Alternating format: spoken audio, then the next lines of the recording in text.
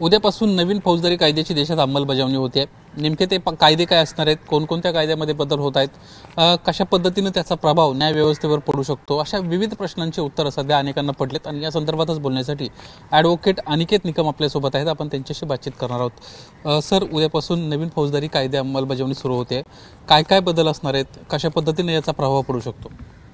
भारतीय न्यायव्यवस्था ही अधिक सक्षम व पारदर्शक करण्याकरिता केंद्र सरकारने 3 नवीन फौजदारी कायदे उद्यापासून केंद्र सरकार अंमलात आणत आहे। आपल्याला कल्पना आहे, भारतीय दंड संहिता म्हणजे Indian Pinal code, code of criminal procedure CRPC ज्याला आपण म्हणतो, एव्हिडन्स ॲक्ट, हे 3 कायदे बदलून आता भारतीय न्यायव्यवस्था त्याचबरोबर भारतीय दंड संहिता अशा स्वरूपाचे 3 नवीन कायदे भारतीय सरकारने अंमलात आणण्याचं ठरवलं आहे आणि ते उद्यापासून अंमलबजावणी त्याची होत आहे। आपल्याला कल्पना आहे की या 3 कायद्यांमध्ये अतिशय आमूलाग्र बदल असा करण्यात आलेला आहे। प्रामुख्याने काही ठळक मुद्दे सांगायचं म्हटलं तर जुन्या कायद्यात पोलिसांना एखाद्या आरोपीला अटक केल्यानंतर त्याची पोलीस कोठडीत 15 दिवस चौकशी करता येत होती आणि ती कोठडी सलग अरेस्ट केल्यानंतर पुढचे 15 दिवसात घेता येत होती। परंतु आताच्या नवीन कायद्याअंतर्गत हे 15 दिवसाचं विभाजन कायद्यात केलेलं आहे। याचा अर्थ असा की पोलीस कधीही या 15 दिवसांचा वापर जोपर्यंत तो कोठडीत आहे, न्यायालयीन कोठडीत जरी असला तरी सुद्धा या 15 दिवसांचा वापर करता येतो। पण याचबरोबर या कायद्याचा, या कलमाचा दुरुपयोग देखील होऊ शकतो, कारण असा देखील आरोप करता येईल की जोपर्यंत हे 15 दिवस संपत नाही पोलीस कोठडीच्या चौकशीचे, तोपर्यंत त्या आरोपीला जामीन देता येऊ नये अशा स्वरूपाची भूमिका पोलीस घेऊ शकतं। व त्याचबरोबर पोलिसांच्या ताकदीचा, पोलिसांच्या पॉवरचा दुरुपयोग होऊ शकतो का, हा देखील एक प्रश्न त्या ठिकाणी उद्भवतो। आपल्याला अजून एक कल्पना आहे की पहिलेचा जो कायदा होता त्यात दहशतवाद स्वरूपाचा कुठलाही ठळक असा कलम नव्हता। आता या नवीन भारतीय दंड संहितामध्ये दहशतवाद स्वरूपाचा एक कलम देखील आहे, तरतूद देखील आहे व त्या संदर्भातली शिक्षा देखील कायद्यात त्यांनी तशी दिलेली आहे। त्याचबरोबर अगोदर राजद्रोह हा एक गुन्हा होता, म्हणजे तत्कालीन सरकारच्या विरुद्ध किंवा प्रस्थापित सरकारच्या विरुद्ध तुम्ही काही बोललात तर राजद्रोह म्हणून सेडिशन ज्याला आपण म्हणतो तो एक स्वरूपाचा गुन्हा होता। परंतु आता राजद्रोह, सेडिशन हा कायदा या नवीन कायद्यात नाही आहे। परंतु जर तुम्ही देशाच्या विरोधात जनमानसांच्या मनात भावना निर्माण करण्याचा प्रयत्न केला तर त्या स्वरूपाचे कलम, त्या स्वरूपाची तरतूद या नवीन कायद्यात केलेली आहे। आणखी आणखीन एक महत्त्वाचा प्रश्न असा आहे की महाराष्ट्रामध्ये, देशामध्ये जर आपण पाहिलं तर घरफोडी असेल किंवा बलात्काराचा गुन्हा असेल किंवा चोरीचे गुन्हे असतील, असे वेगवेगळे गुन्हे जे आहेत ते सर्रास दाखल होताना आपण पाहत असतो। यांच्या कलमांमध्ये काही बदल करण्यात आलेत का, यांच्या तरतुदींमध्ये काही बदल करण्यात आलेत का? नवीन कायद्यामध्ये ऑर्गनाइज क्राईम ही एक नवीन व्याख्या भारत सरकारने इंट्रोड्यूस केलेलं आहे। म्हणजे चेन स्नॅचिंग असेल, मोबाईल स्नॅचिंग असेल, दरोडे असतील, या संदर्भातले ऑर्गनाइज क्राईम अशी संकल्पना अगोदर नव्हती किंवा त्याची व्याख्या नव्हती। परंतु आत्ताच्या नवीन कायद्यात ऑर्गनाइज क्राईम या संदर्भात ही ऑर्गनाइज क्राईम टोळी असू शकते, साखळी चोरणारी टोळी, मोबाईल चोरणारी टोळी, घरफोडी करणारी टोळी, तर अशा स्वरूपाच्या जर टोळी म्हणून काम करत असतील, एक ऑर्गनाइज क्राईम सिंडिकेट म्हणून काम करत असतील तर त्या संदर्भातली तरतुदी देखील या नवीन कायद्यात करण्यात आलेल्या आहेत। न्यायव्यवस्थेवर कशा पद्धतीने परिणाम होऊ शकतो, कारण याच्या आधी जे दाखल गुन्हे आहेत यांच्यामध्ये काही फरक पडणार आहे, यांच्यामध्ये आता नव्यानं पुन्हा काही बदल करता येतील असं काही प्रोव्हिजन करण्यात आले? आता अंमलबजावणी या कायद्याची झाल्यानंतर जे काही FIR नोंदवले जातील ते या नवीन कायद्याअंतर्गत नोंदवले जातील। आणि आता या नवीन कायद्यात अशा देखील तरतुदी आहेत की एखाद्या न्यायालयाने संपूर्ण एव्हिडन्स त्या न्यायालयात संपल्यानंतर 30 ते 60 दिवसाच्या आत जाहीर निकाल करावा। त्याचबरोबर जे विक्टिम म्हणजे ज्या स्त्रिया असतील किंवा मुली असतील ज्यांच्यावर अत्याचार केले जातात त्यांच्या संदर्भातले खटले अतिशय जलद गतीने चालवावे। फॉरेन्सिक एव्हिडन्सला खूप जास्त महत्त्व देण्यात आलेलं आहे। त्याचबरोबर इलेक्ट्रॉनिक एव्हिडन्सला देखील या नवीन कायद्यात खूप महत्त्व दिलेलं आहे। आणि इलेक्ट्रॉनिक एव्हिडन्स हे तांत्रिकदृष्ट्या जे काही पुरावे असतात हे सकृत दर्शनी मान्य देखील त्या ठिकाणी त्या नवीन कायद्यात करण्यात आलेले आहेत। साधारणपणे किती कलमांमध्ये बदल करण्यात आलेले आहेत किंवा किती कलम अधिकचे वाढवण्यात आलेले आहेत, याबद्दलची काय माहिती? कलम वाढवलेले आहेत, काही कलम काढलेले आहेत, काही नवीन कलम अंमलात आणलेले आहेत। परंतु या संपूर्णचा नवीन कायद्यांचा गाभा असा आहे की विक्टिम सेंट्रिक अप्रोच, म्हणजे जे पीडित आहे पीडितांना कुठेतरी न्याय मिळाला पाहिजे, न्याय दिल्यासारखं वाटलं पाहिजे आणि त्याचबरोबर आरोपींना देखील त्या ठिकाणी जे निर्ढावलेले आरोपी नाही आहेत त्यांना मूळ प्रवाहात कसं आणता येईल या संदर्भात देखील भर देण्यात आलेला आहे. उदाहरणार्थ कम्युनिटी सर्व्हिस नावाची एक तरतूद या नवीन कायद्यात आहे.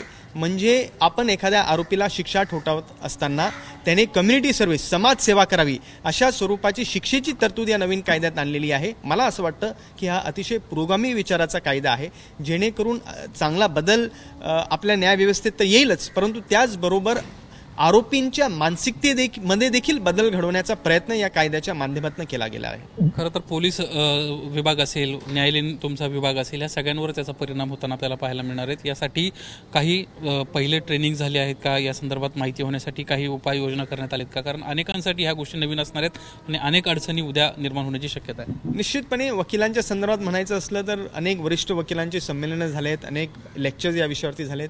मला कल्पना आहे किंवा मला खात्री आहे की पोलिसांच्या बाबतीत देखील असंच घडलेलं असेल. अनेक पोलीस जे हे असतात, आपले शिबिरं असतात, त्यात त्यांना गायडन्स दिलं गेलं असेल, त्यांना सांगितलं असेल. कारण शेवटी एखादा गुन्हा नोंदवत असताना या नवीन कायद्याखाली ती जबाबदारी पोलिसांची आहे. त्यामुळे पोलिसांनी हा गुन्हा नवीन कायद्याअंतर्गत नोंदवत असताना त्याचा अभ्यास परिपूर्ण केला असलाच पाहिजे अशा स्वरूपाची अपेक्षा त्यांच्याकडनं स्वाभाविक आहे आणि निश्चितपणे तो केलाही असेल अशी मला खात्री आहे. शेवटचा प्रश्न, तुम्ही मगाशी ओझरता उल्लेख केला की याचा कशा पद्धतीने फटका बसू शकतो, अधिक विस्तृतपणे सांगा की कशा पद्धतीने कायद्यांचा फटका बसू शकतो, कसे त्याचे दुरुपयोग होऊ शकतात, त्यामुळे काय आगामी काळातले नवी आव्हानं या प्रोसेस समोर असणार आहेत, कायद्यांसमोर असणार आहेत? आता या कायद्यात मला प्रामुख्याने जे वाटतं ते असं, आणि जे मी अगोदरी म्हटलं की एखाद्या आरोपीला एखादा गुन्हा केल्यानंतर जेव्हा पोलीस अटक करत असते आणि त्याची पोलीस कोठडीची मागणी करत असतं तर जास्तीत जास्त 15 दिवसाचा कालावधी हा पोलिसांना मिळत असतो. आणि हे 15 दिवस अटकेपासूनचे 15 दिवस, पुढचे 15 दिवस असे असतात, असं जुन्या कायद्यात तरतूद होती. येणाऱ्या उद्याच्या नवीन कायद्यात तरतूद अशी आहे की हे 15 दिवस पोलीस कधीही वापरू शकतात. याचा अर्थ असा की समजा एखाद्या आरोपीला 2 जुलैला अटक केली, त्याची 2 दिवसाची पोलीस कोठडी घेतली, त्यानंतर तो न्यायालयीन कोठडीत गेला, पुन्हा 10 दिवसांनी पोलिसांनी सांगितलं, न्यायालयात अर्ज केला, आम्हाला याची पुन्हा कोठडी पाहिजे, तर पुन्हा त्याची पुढचे 3 दिवसाची कोठडी घ्यायची, पोलीस कोठडी, त्याच्या परत चौकशी करायची आणि परत त्याला न्यायालयीन कोठडीत पाठवायचं आणि परत काही दिवसानंतर पुन्हा एकदा पोलीस चौकशीसाठी पोलीस कोठडीत घ्यावं अशा स्वरूपाची तरतूद या नवीन कायद्यात आहे. यामुळे असं होऊ शकतं की पहिली गोष्ट म्हणजे या आरोपीला जामीन मिळू नये, कारण पोलिसांना अटक केल्यानंतर 60 दिवस किंवा 90 दिवसात दोषारोपपत्र दाखल करणं क्रमप्राप्त आहे. जर एखादा मोक्या स्वरूपाचा कायदा असला तर 180 दिवस. आता पोलीस अशा स्वरूपाची भूमिका घेऊ शकतात की जोपर्यंत आमचं दोषारोपपत्र दाखल होत नाही, आम्हाला या 90 दिवसात कधीही 15 दिवसाची पोलीस कोठडीची चौकशी करता येते. आणि अद्यापपर्यंत आम्ही हे 15 दिवस संपवलेले नाही, ते आम्ही 90व्या दिवशी देखील त्याची शेवटच्या दिवशी कोठडी मागू शकतो. त्यामुळे हा तपास प्रलंबित आहे, त्याची चौकशी प्रलंबित आहे, त्याला जामीन देऊ नये अशा स्वरूपाची ते भूमिका घेऊ शकतात. दुसरी मला भीती अशी आहे की जेव्हा एखाद्या पोलिसांना ही ताकद दिली जाते तर त्याचा दुरुपयोग निश्चितपणे होऊ शकतो. कारण समजा तो आरोपी असेल, त्या आरोपीवरती बळजबरीपणा करायचा असेल किंवा त्याच्याकडनं जबरन काही कबुली जबाब घ्यायचा असेल किंवा जे काही असेल त्याच्यावर दमदाटी करायची असेल, तर पुढचे 2 दिवस त्यानंतर त्याला धमकवलं जाऊ शकतं, तुला परत 10 दिवसांनी मी उचलून आणू शकतो, तू आत्ता कबुली देतोय का, पुन्हा 10 दिवसांनी तुला घेऊन आणू, मग परत 10 दिवसांनी त्याला आणता येईल आणि त्यामुळे त्या आरोपीची मानसिकता खचून जाऊ शकते. अशा स्वरूपाची तरतूद जी आहे ती मला असं वाटतं की तिचं दुरुपयोग देखील होऊ शकतं. परंतु त्याचबरोबर जो काही मॅजिस्ट्रेट आहे, मला असं वाटतं की त्या मॅजिस्ट्रेट साहेबांनी एखाद्या आरोपीची पोलीस कोठडी काही दिवसानंतर देत असताना याचंच चाचपणी करणं गरजेचं आहे की आता या आरोपीची पोलीस कोठडीची आवश्यकता आहे का नाही, का या पोलीस कोठडीच्या माध्यमातून त्या आरोपीवरती अत्याचार करण्याचा प्रयत्न केला जाऊ शकतो का, त्याचा गैरवापर होऊ शकतो का, याचा देखील विचार त्या ठिकाणी लर्नेड मॅजिस्ट्रेट करू शकतात आणि ते नाकारू देखील शकतात पोलीस कोठडी. त्या संदर्भात अनेक वेळा आपण जर पाहिलं तर सरकारी कामात हस्तक्षेप अशा पद्धतीचे गुन्हे अनेक वेळा दाखल होत असतात. या बाबतीत काही वेगळेपण आहे, काही तरतुदी केल्यात नव्यानं किंवा आणखीन काही कडक केलेलं आहे? एखादा सरकारी अधिकारी जेव्हा एखादा गुन्हा करतो आणि जेव्हा तो सरकारी काम करत असताना गुन्हा करतो तर आपल्याला कल्पना आहे त्याकडनं सरकारकडनं परवानगी घ्यायला लागते आणि सरकारने जर ती परवानगी नाकारली तर हे जे पब्लिक सर्वंट असतात, जे सरकारी अधिकारी असतात, त्यांच्याविरुद्ध खटला चालवता येत नाही.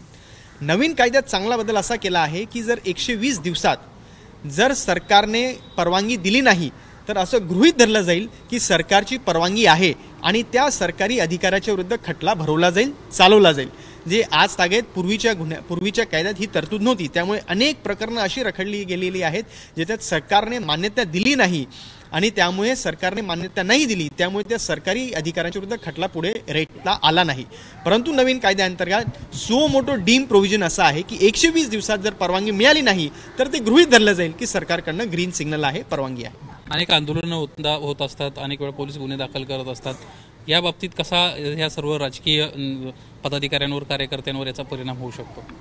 नाही, सुप्रीम कोर्टाचे अनेक त्याबद्दलचे न्याय निकाल असे आहेत की एखाद्या प्रकरणात जर पोलिसांना वाटलं की याच्यात प्राथमिक चौकशी करावी तर निश्चितपणे ते प्राथमिक चौकशी करू शकतात. आणि जर प्राथमिक चौकशीत असं दिसलं की हे बोगस आरोप आहे तर त्यांनी गुन्हा नोंदवावाच, हे क्रमप्राप्त नाही. परंतु त्याचबरोबर कशा स्वरूपाचे हे गुन्हे आहेत त्या संदर्भातले न्यायनिवाडे देखील सर्वोच्च न्यायालयाचे आहेत. एखाद्या व्यक्ती जर गंभीर स्वरूपाचा आरोप करत असेल तर पोलिसांना त्या संदर्भात गुन्हा दाखल करणे क्रमप्राप्त आहे. गुन्हा दाखल केलं म्हणजे त्वरित अटक करावी असं नव्हे, तर गुन्हा दाखल केल्यानंतर चौकशीअंती जर त्याचं निष्पन्न त्याचा तिथे दोष दिसून येत नसेल तर पोलीस अटकेची कारवाई देखील करणार नाही. त्या संदर्भातले जे अरेंजमेंट्स आहेत, जे काही प्रोव्हिजन्स आहेत ते या नवीन कायद्यात देखील आहेत.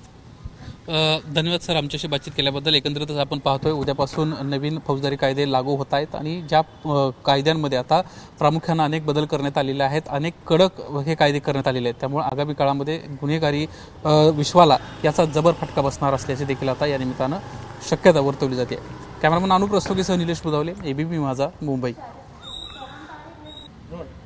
सर, अनेक वेळा आपण जर पाहिलं तर मॉब लिंचिंग सारखे प्रकार देखील महाराष्ट्रामध्ये किंवा देशामध्ये पाहायला मिळाले होते. या बाबतीत काही अधिक तरतुदी करण्यात आलेत का?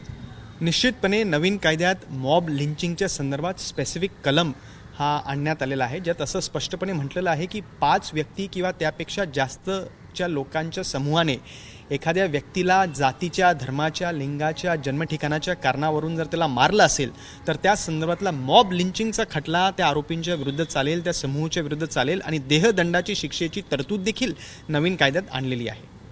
अनेक वेळा आरोपी फरार होत असतात, त्यांच्या बाबतीत काय करण्यात आले? म्हणजे अनेक वेळा बाहेर पडतात, परत माघारी पोलीस स्टेशनला जात नाहीत किंवा ते परत सापडत नाहीत, अशा वेळी यांचं काय केलं जातं पुढे? या संदर्भात देखील एक चांगला बदल या नवीन कायद्यात केलेला आहे. तो म्हणजे असा की फरार आरोपींना समन्स बजावून त्यांच्याविरुद्ध प्रोक्लेमेशन इश्यू करून देखील जर ते कोर्टात हजर होत नसतील तर त्यांच्या उपरक्ष त्यांच्या विरोधात खटला चालेल आणि त्यांच्या विरोधातला चालेला खटल्यात त्यांना शिक्षा देखील ठोठावली जाईल आणि ज्या दिवशी ते सापडतील त्या दिवशी त्या शिक्षेला त्यांना भोगावी लागेल. सर, धन्यवाद आमच्याशी बातचीत केल्याबद्दल. एकंदरीतच आपण पाहतोय जर आरोपी फरार झाला तरी तो फरार झाला असला तरी त्याचा जो खटला आहे तो सुरूच राहणार आहे आणि त्याला शिक्षा देखील सुनावण्यात येणार आहे. कॅमेरामॅन अनुप रस्तोगीसह निलेश बुधावले, एबीपी माझा, मुंबई. एबीपी माझा, उघडा डोळे बघा नीट.